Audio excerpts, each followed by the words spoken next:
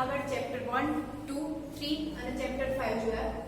Next નવ chapter ચાલુ કરી પ્રકરણ નંબર 6 જે છે વર્ગ અને વર્ગમૂળ. તો વર્ગ કોને કહેવાય? તો કોઈ સંખ્યાને એ જ સંખ્યા વડે ગુણો અને તમને જે આન્સર મળે એને શું કહેવાય? વર્ગ. તો વર્ગની વ્યાખ્યા આપેલી છે. જો કોઈ સંખ્યાને તેની સાથે જ ગુણાકાર કરવામાં આવે તો મળતી સંખ્યાને આપેલ સંખ્યાના વર્ગ તરીકે ઓળખવામાં આવે છે. એના ઉદાહરણ અહીંયા લખ્યા છે. 1 નો 1 સાથે ગુણાકાર 1 ગુણ્યા 1 કેટલા થશે? 1. 2 નો 2 સાથે ગુણાકાર 4. 3 નો 3 સાથે ગુણાકાર 9. આપણે 10 સુધીની અહીંયા ઉદાહરણ લખ્યા છે. તમારે 20 સુધી લખવાના છે. તમે જે નોટ બનાવો એમાં 1 થી 20 સુધી વર્ગ શું થાય બધી સંખ્યાના એ લખવાનો છે. એના પરથી જ આગળ એના ગુણધર્મો વિશે આપણને જાણવા મળશે. 1 4 9 16 25. જો 1 નો 1 સાથે ગુણાકાર કરો તો શું મળે છે? 1. 2 નો 2 સાથે ગુણાકાર 4. 3 નો 3 સાથે ગુણાકાર 9. 4 નો 4 સાથે ગુણાકાર શું મળશે? 16. અને 5 નો 5 સાથે ગુણાકાર 25. તો જે જવાબ મળે છે 1 4 9 16 25 36 49 64 81 અને 100 એ બધી જે સંખ્યા છે એને શું કહેવામાં આવે છે? શેના તરીકે ઓળખવામાં આવે છે? વર્ગ સંખ્યા. તો વર્ગ સંખ્યા કોને કહેવાય? 1 4 9 16 એ બધા એના ઉદાહરણ છે. વર્ગ કોને કહેવાય? પહેલા તો કોઈ સંખ્યાને એ જ સંખ્યા વડે ગુણવામાં આવે અને જે સંખ્યા મળે એ સંખ્યાને આપેલી સંખ્યાનો વર્ગ કહે છે. વર્ગ અથવા વર્ગ સંખ્યા. વર્ગ સંખ્યા જે બધી છે 1 4 9 એ બધાને બીજું શું કહેવાય? પૂર્ણ વર્ગ સંખ્યાઓ પણ કહેવામાં આવે. વર્ગ સંખ્યાઓના ગુણધર્મો. તો પહેલા તો તમે આ ઓબ્ઝર્વ કરો 1 નો વર્ગ શું થાય છે? એવી રીતે તમે 20 સુધી તમારી નોટબુકમાં લખ્યા છે. પહેલા લખો પછી એને ઓબ્ઝર્વ કરો કે બધાના વર્ગ શું થાય છે. તો સૌથી પહેલા જોઈએ આપણે 1 થી 10 લખ્યા છે. 11 નો વર્ગ શું થશે? 121. 12 નો વર્ગ 144. 13 નો વર્ગ 169. 14 નો વર્ગ 196 અને 15 નો વર્ગ 225. 15 સુધી મેં વર્ગ લખ્યા છે. તમે એને 8 ગુણ્યા 8 દર્શાવો તો પણ એ વર્ગ થયો અથવા તો 8 નો વર્ગ લખો એનો મતલબ પણ શું થયો કે 8 ગુણ્યા 8. તો 1 થી 15 સુધીના વર્ગ લખ્યા છે. હવે બધા વર્ગ જે છે વર્ગ સંખ્યાઓ એ જુઓ. એકમનો અંક શું છે? 1 4 9 6 5. 6 9 4 1 0. તો આના પરથી તમે શું કહી શકો કે વર્ગ સંખ્યાનો એકમનો 0 1 4 5 6 અથવા 9 હોય. તમે બધામાં જુઓ તો 1 4 5 6 અથવા 9 સિવાય કોઈ સંખ્યા મળે છે? આગળ તમે 20 સુધી કરશો 30 સુધી કરશો કોઈ પણ સંખ્યાનો વર્ગ કરશો તો એનો એકમનો અંક હંમેશા શું હોવાનો? 0 1 4 5 6 અથવા 9. 2 3 7 અથવા 8 કોઈ પણ સંખ્યાના વર્ગનો એકમનો અંક હોઈ શકે નહીં. આ થયો એનો પહેલો ગુણધર્મ કે એકમનો અંક શું હોય? 0 1 4 5 6 અને 9. 2 3 7 અને 8 હોઈ શકે નહીં. બીજું છે જો એકમનો અંક કોઈ સંખ્યાનો એકમનો અંક 1 અથવા 9 હોય અને એનો વર્ગ કરીએ તો એના વર્ગનો એકમનો અંક શું હોય? અહીંયા ટેબલમાં આપ્યું છે અને તમે વર્ગ જે કર્યા છે એના પરથી પણ જોઈ શકો. એકમનો અંક 1 અને 9. તો અહીંયા ઓબ્ઝર્વ કરો એકમનો અંક 1 છે તો વર્ગ સંખ્યાનો એકમનો અંક શું થયો? 1. 9 લઈએ તો એકમનો અંક 1. ફરી એકમનો અંક 1 છે તો વર્ગ સંખ્યાનો એકમનો અંક શું થયો? 1. હવે 19 નો વર્ગ શું થશે? 361. એનો મતલબ કે એકમનો અંક 9 છે તો એની વર્ગ સંખ્યાનો એકમનો અંક શું થયો? 1. માટે જો સંખ્યાનો એકમનો અંક 1 અથવા 9 હોય તો એની વર્ગ સંખ્યાનો એકમનો અંક શું થાય? 1. એ જ રીતે કોઈ પણ સંખ્યાનો એકમનો અંક 2 અથવા 8 હશે તો એનો વર્ગ કરીએ અને જે આન્સર મળે એનો એકમનો અંક શું થશે? 4. અહીંયા જોઈએ 2. એકમનો અંક 2 છે તો વર્ગ સંખ્યા 4. 8 માટે જોઈએ તો એકમનો અંક શું મળ્યો? 4. 12 એકમનો અંક 2 વર્ગ સંખ્યાનો એકમનો અંક 4. 18 માટે જોઈએ 18 નો વર્ગ શું થશે? 324. એકમનો અંક 8 છે અને એનો વર્ગ કરીએ તો એકમનો અંક શું મળે છે 4. એ જ રીતે જો એકમનો અંક 3 ને 7 હોય એવી સંખ્યાઓનો વર્ગ કરીએ તો એકમનો અંક શું મળશે આપણને 9. 4 અને 6 એકમનો અંક ધરાવતી સંખ્યાનો વર્ગ કરીએ તો વર્ગ સંખ્યાનો એકમનો અંક મળશે 6. અને જો એકમનો અંક 5 હોય અને એ સંખ્યાનો વર્ગ કરીએ તો એકમનો અંક મળશે 5. બીજી એક વસ્તુ કે એકી સંખ્યાનો વર્ગ હંમેશા કેવો હોય એકી સંખ્યા અને બેકી સંખ્યાનો વર્ગ હંમેશા બેકી સંખ્યા. તો આના પરથી તમે જોઈ જ શકો બે બેકી સંખ્યા છે વર્ગ બેકી સંખ્યા, 3 એકી સંખ્યા એનો વર્ગ કેવો થયો એકી સંખ્યા, 4 બેકી છે તો એનો વર્ગ પણ બેકી સંખ્યા થશે. તો તમે આ ટેબલ પરથી જોઈ શકો કે એકી સંખ્યાનો વર્ગ હંમેશા એકી સંખ્યા અને બેકી સંખ્યાનો વર્ગ હંમેશા બેકી સંખ્યા મળે. બીજી વસ્તુ કે કોઈ વર્ગ સંખ્યાના અંતિમ શૂન્યોની સંખ્યા હંમેશા કેવી હોય બેકી સંખ્યા. એક ઉદાહરણ લઈએ આપણે 10 10 જો કે અહીંયા આપેલું છે આપણે નહીં લખતા 10 ગુણ્યા 10 એનો વર્ગ શું થયો 100. તો 100 ની પાછળ જે મીંડા છે 2 મતલબ કેવી સંખ્યા થઈ બેકી સંખ્યા.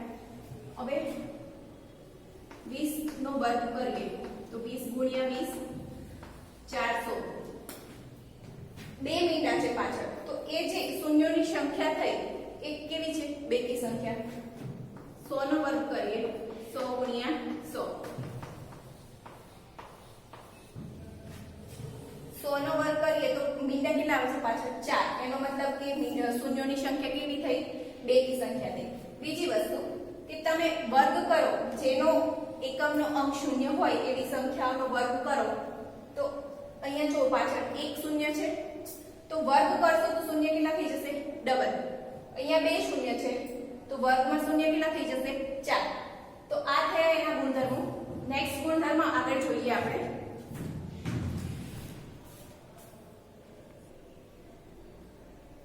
આગળ આપણે જોયું વર્ગ સંખ્યાના ગુણધર્મો. હવે આગળ જોઈએ કે ત્રિકોણીય સંખ્યાઓનો સરવાળો. તો પહેલી એક સંખ્યા છે આપણે ત્રિકોણીય સંખ્યા આગળ ભણ્યા 1 છે તો તમે એને દર્શાવી શકો તે ચોરસમાં છે. બીજું 3 સંખ્યાની પેટર્ન છે. પહેલા 2 છે એની ઉપર 1. હવે એને ત્રિકોણ તમે ડ્રો કરો. આ ત્રિકોણીય સંખ્યા થઈ. એ જ રીતે 6 માટે જોઈએ. બધી પેટર્ન ત્રિકોણ બનાવે છે તો આને કેવી સંખ્યા કહેવાય ત્રિકોણીય સંખ્યા.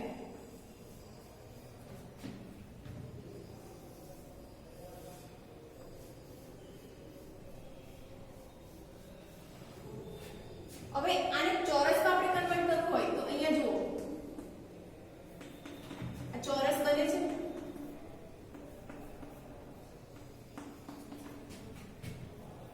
બધી જ પેટર્નમાં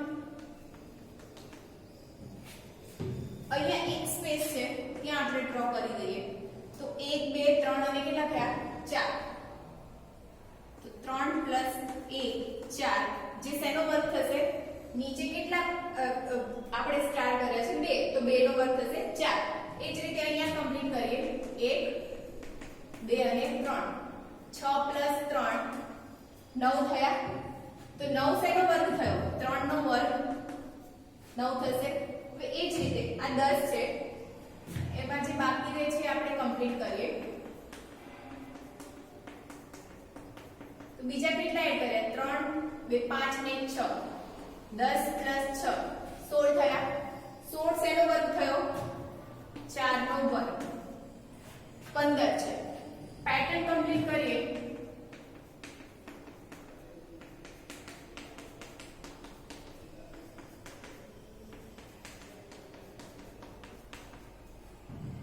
બીજા 10 આપણે એડ કર્યા છે અંદર. આ 10 સ્ટાર એડ કર્યા તો 15 + 10 કેટલા થયા 25. તો 25 શેનો વર્ગ થયો 5 નો વર્ગ બરાબર 25. તો આ થઈ ત્રિકોણીય પેટર્ન અને આ રીતે પણ વર્ગ મળી શકે. હવે નેક્સ્ટ જોઈએ બે વર્ગ સંખ્યાઓ વચ્ચેની સંખ્યા. બે વર્ગ સંખ્યા એટલે અહીંયા આપણને વ્યાખ્યામાં શું આપ્યું છે કોઈ બે સંખ્યાઓના વર્ગો n અને n+1 બે સંખ્યા શું લીધી છે n અને n+1 વચ્ચે આવતી પૂર્ણ વર્ગ ન હોય તેવી 2n સંખ્યા મળે. ખાસ યાદ રાખજો પૂર્ણ વર્ગ ન હોય તેવી. n એટલે આપણે કોઈ એક રેન્ડમ સંખ્યા લઈ લઈએ 1 અને n+1 એટલે n આપણે કેટલા લીધા 1 1 + 1 કેટલા થશે 2.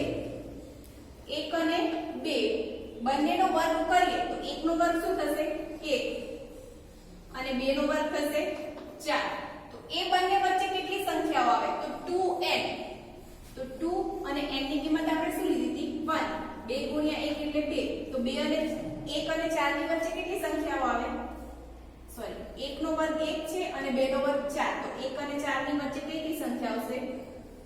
2 અને 3, એટલે 2n. 2 સંખ્યા મળી કે 2 અને 3 એટલે 2 સંખ્યાઓ મળી. હવે એ જ રીતે બીજી સંખ્યા લઈએ 3. 3 નો વર્ગ શું થશે? 9 અને 4 લઈએ બીજી સંખ્યા, તો 4 નો વર્ગ 16.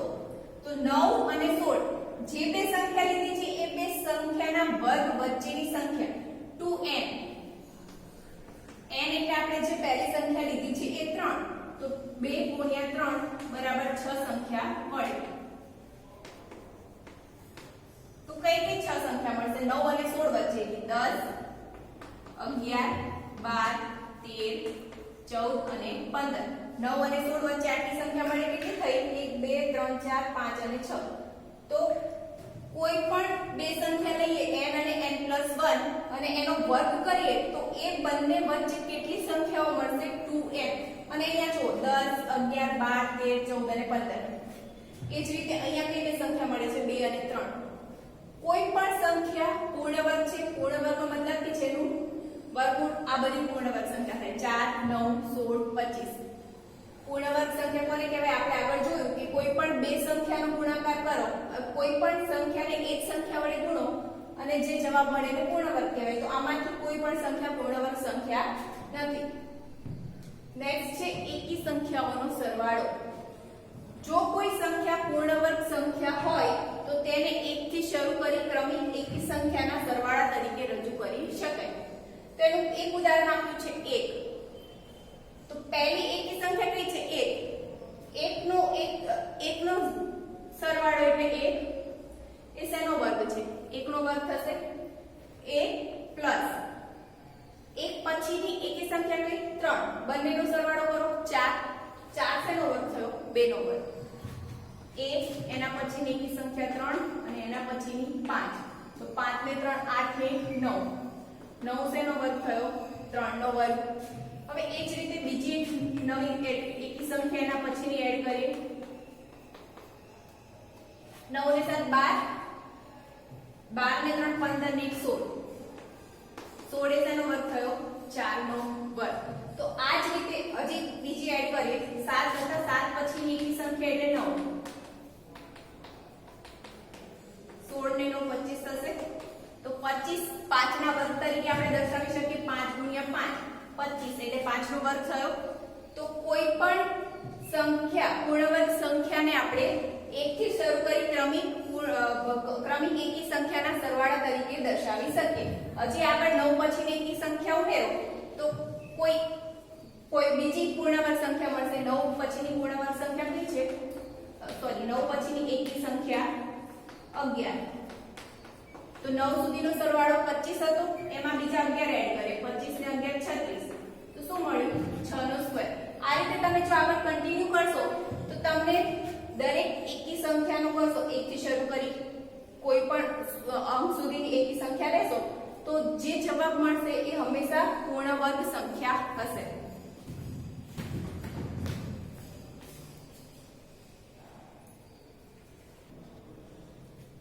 ક્રમિક પ્રાકૃતિક સંખ્યાઓનો સરવાળો. તો બે પ્રાકૃતિક સંખ્યા આપણે લીધી 4 + 5. સરવાળો શું થયો? 9. જે શેનો વર્ગ થશે? 3 નો વર્ગ. એ જ રીતે 5 નો વર્ગ શું છે? 25. અને 25 ને આપણે 12 + 13 બંનેના સરવાળા તરીકે પણ દર્શાવી શકીએ. એ જ રીતે 7 9 11 13 15. તમે બધાનો જો વર્ગ જે છે એને બે ક્રમિક 40 41 24 25 60 61 84 85 112 113 મતલબ કે બે ક્રમિક સંખ્યાઓના સરવાળા તરીકે પણ તમે વર્ગ સંખ્યાને દર્શાવી શકો. નીચે આપણને જે સમજાવ્યું એ જ વસ્તુ લખેલી છે. આમ કોઈ પણ એકી સંખ્યાના વર્ગને ખાસ ધ્યાન રાખજો. 3 5 7 9 કેવી સંખ્યા છે? બધી એકી સંખ્યા. બેકી સંખ્યા માટે આ શક્ય નથી. કોઈ પણ એકી સંખ્યાના વર્ગને બે ક્રમિક પૂર્ણાંક સંખ્યાઓના સરવાળા તરીકે રજૂ કરી શકાય. ક્રમિક સંખ્યા 40 41 બંનેનો સરવાળો 81. એ શેનો વર્ગ છે? 9 નો વર્ગ. આથી કોઈ પણ સંખ્યાના વર્ગને બે ક્રમિક એકી સંખ્યાના વર્ગને બે ક્રમિક પૂર્ણ પ્રાકૃતિક સંખ્યાના સરવાળા તરીકે દર્શાવી શકાય. બીજું છે બે ક્રમિક એકી અથવા બેકી સંખ્યાઓનો ગુણાકાર. તો આપણે બે એકી સંખ્યા લઈએ, યા તો બે એકી લેવાની અથવા બે બેકી લેવાની. એકી બેકી નહીં, યા તો બંને એકી હશે અથવા તો બંને બેકી સંખ્યા. એકી સંખ્યા લઈએ 11 અને 13, બંનેનો ગુણાકાર શું થાય? 143. 143 ને આપણે 12 નો વર્ગ ઓછા 1, 12 નો વર્ગ શું થાય? 144 ઓછા 1 બરાબર 143 તરીકે દર્શાવી શકીએ. તો 11 એ શું થાય? 12 ઓછા 1 11 અને 13 એટલે 12 વત્તા 1 13 થશે. તો એનો મતલબ શું થયો કે બે ક્રમિક એકી સંખ્યા 11 અને 13 કેવી સંખ્યા છે? એકી સંખ્યાનો ગુણાકાર આપણે શેના વડે દર્શાવ્યો? 12 - 1 12 + 1. હવે બીજું ઉદાહરણ લઈએ 13 અને 15. તો 13 એટલે 14 ઓછા 1 અને 15 14 + 1. તો એને આપણે 14 નો વર્ગ ઓછા 1 વડે દર્શાવી શકીએ. બેકી સંખ્યાની વાત કરીએ તો 44 અને 46 બે બેકી સંખ્યા લીધી. 44 એટલે 45 - 1 અને 46 એટલે શું થશે? 45 + 1. એને શેના વડે દર્શાવાય? 45 નો વર્ગ - 1.